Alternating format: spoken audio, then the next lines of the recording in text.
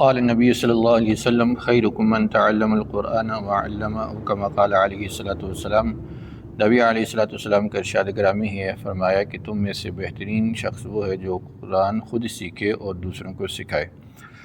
قرآن مجید کے اندر کچھ آیات ایسی ہیں کہ جن کے شروع میں زیر زبر پیش نہیں لگی ہوتی، تو جب پڑھا جاتا ہے تو بعض لوگ جو ہے وہ پریشان ہوتے ہیں کہ یہاں پر میں نے زیر لگانی ہے، زبر لگانی ہے، پیش لگانی ہے، کیا ہے؟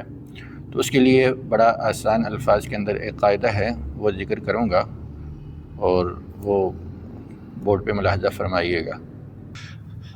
قاعدہ ملاحظہ فرمائیے کہ اگر حمزہ وصل کے بعد لام ہے تو شروع میں زبر لگ جائے گی۔ یہ پکا ہو گیا کہ حمزہ وصل کے بعد لام ہے تو شروع میں زبر لگ جائے گی، کہ جیسے یہاں پر ہے۔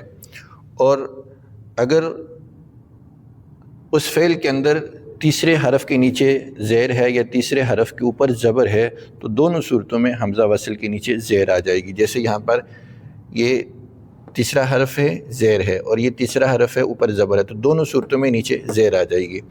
اور تیسرا قاعدہ یہ ہوگا کہ وہ جو فعل ہے اس فعل کے تیسرے حرف پر پیش آ جائے تو شروع میں بھی پیش آ جائے گی۔ اب یہاں پر یہ خا تیسرا حرف ہے اور اس کے اوپر پیش ہے تو شروع میں پیش لگ گئی۔